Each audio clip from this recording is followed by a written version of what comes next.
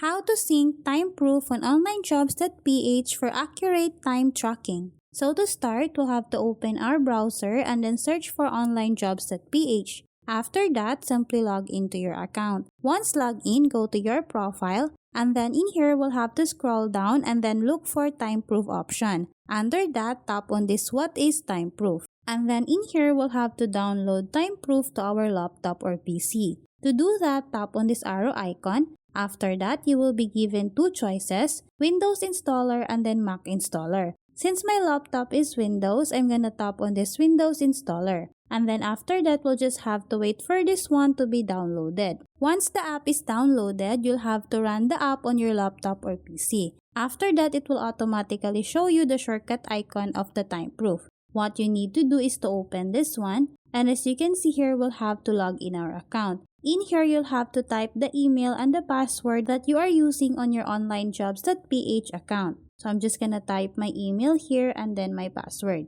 After that, simply tap on this login option. So in here, since I don't have any projects yet, it doesn't appear here.